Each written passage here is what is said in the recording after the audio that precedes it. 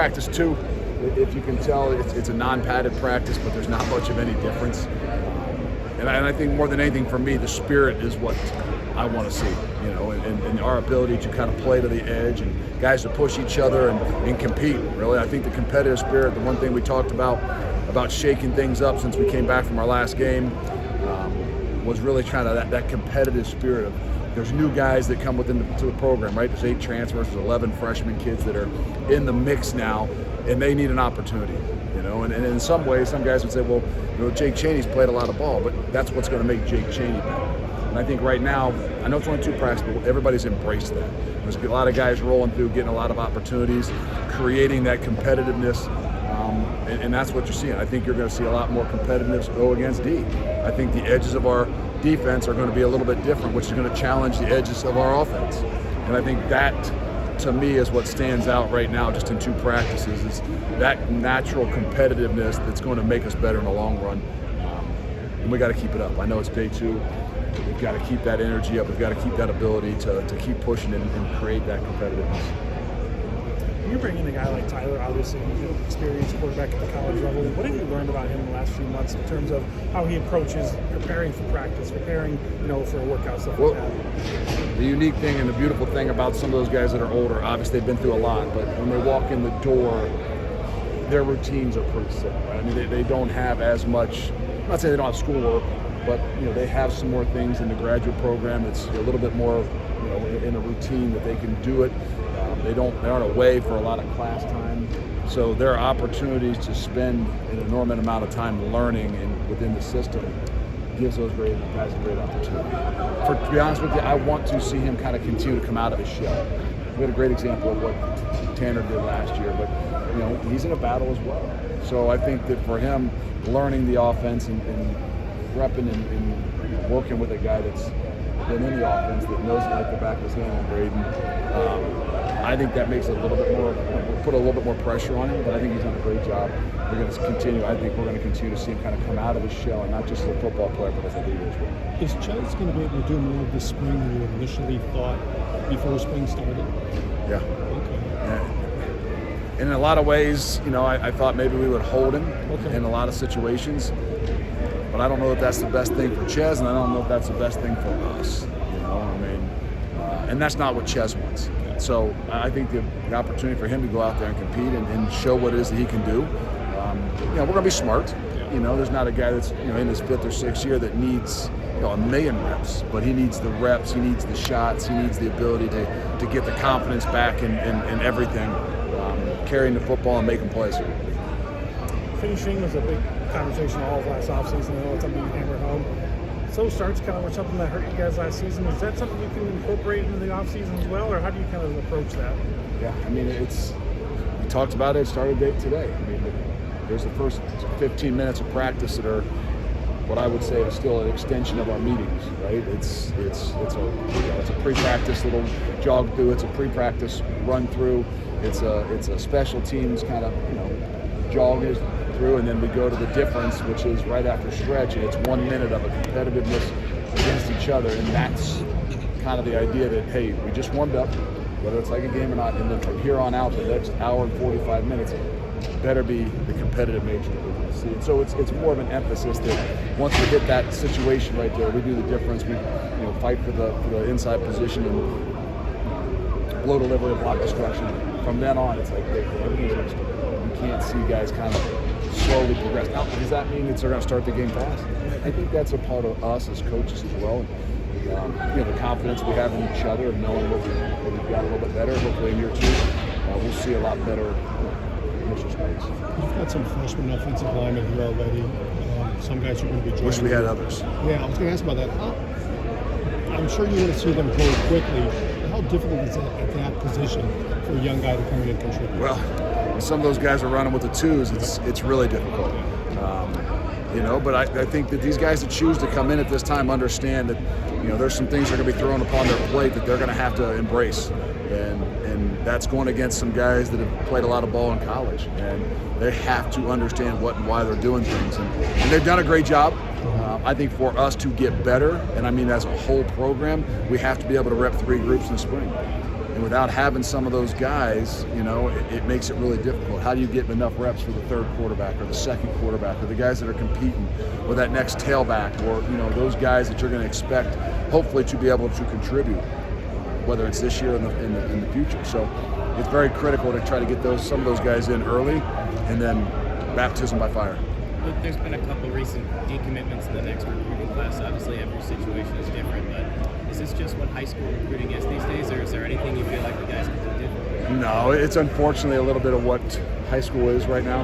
I think there's a lot of ups and downs and not understanding, right? Is everything happening faster? So guys commit earlier, and then all of a sudden they recognize that maybe there's something else out there. I think it comes down to guidance. But you can't you ride the wave like I do sometimes of every single up and down and what a 17-year-old is doing, then it can cause you a lot of sleepless nights. But I know this, that we'll end up with the right ones. And as we've seen, obviously even last year, that sometimes there's a wave of that stuff. But you just got to keep pushing forward. Coach, you talk about the edges being different. What have you especially seen from guys like John Well, they bring a different competitiveness to us, right? I think the first and second steps are going to be a little bit different, and that's a great challenge to Jack and to Riley and to the rest of those guys on the edges and even the tight ends. And I think that's where the challenge, as we looked at last year and tried to break it down, we have to do a lot better job on both sides of the ball, right? We've got to be dominant on the edges on our offense. Those are the guys that we put a lot on. And for us to be a great football team, those guys have got to be great. And for us to be a great defense, our edges have got to be really, really good. And where we were consistent in some ways last year, I don't know that we made enough plays and created enough havoc from those edges, and that's what we got to do. He's not a new person by any stretch, but Aaron Benton actually being out here in practice, it stands out about him so far. He's a competitive spirit, I think, more than anything. It's great. We got him back a little bit at the end of the year last year, I think maybe for the last game, where he was just able to go in and maybe on a pump block situation, but I don't think he had practiced, he had said, in like 500, 600 some days.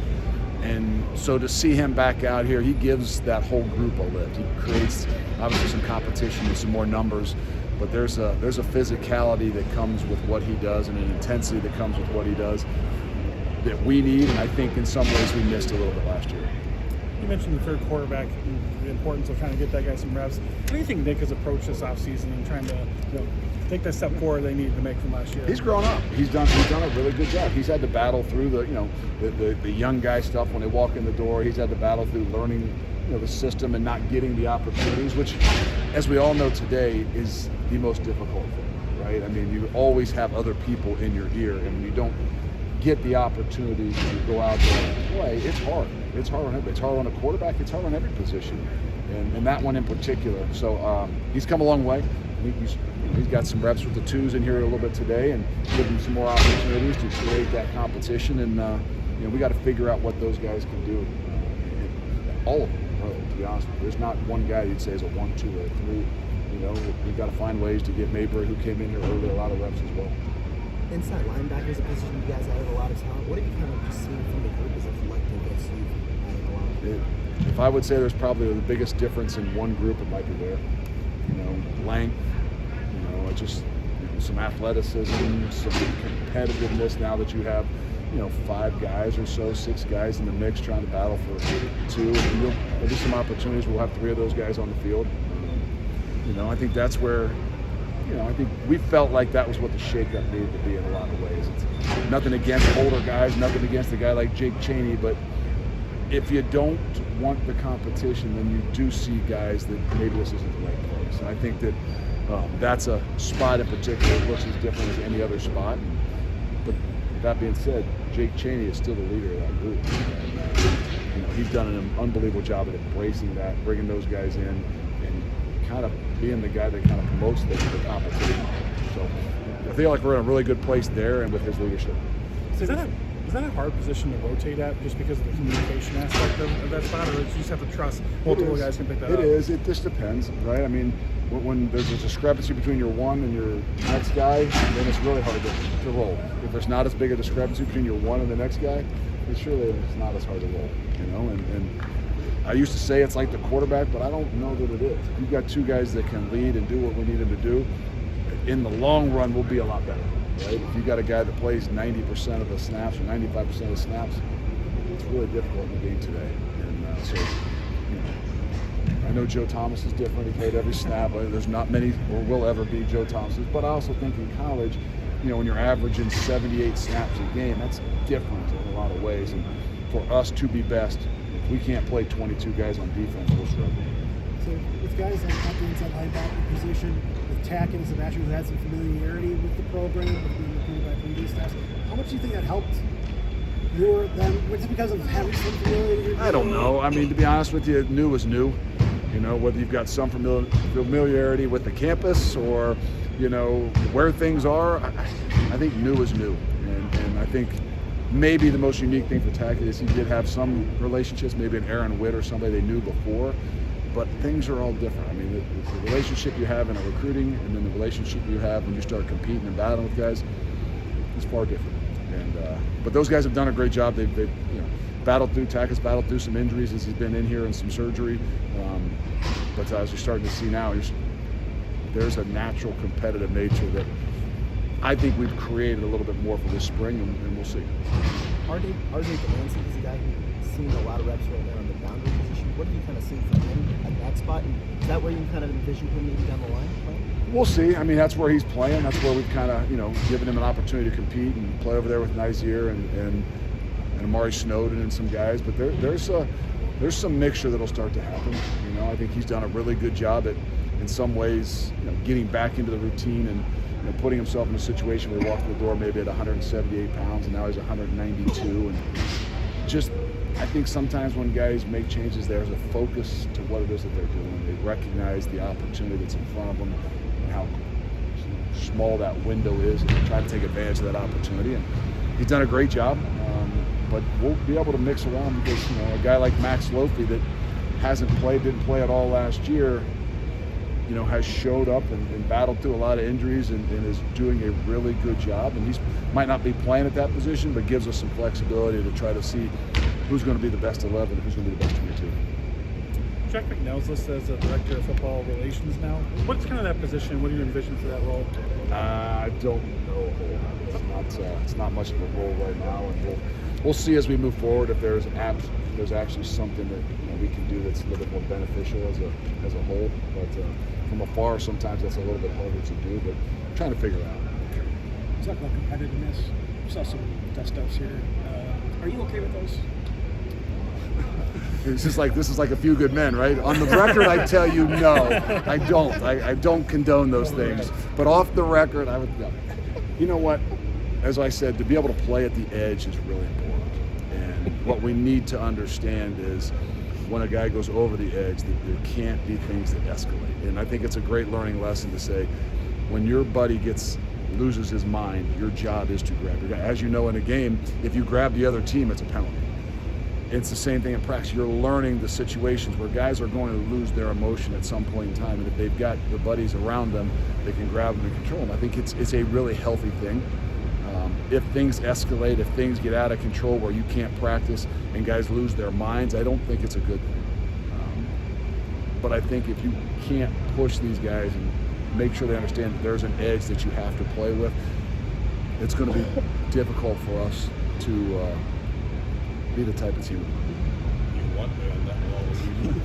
All right, thank you. Thanks, Coach.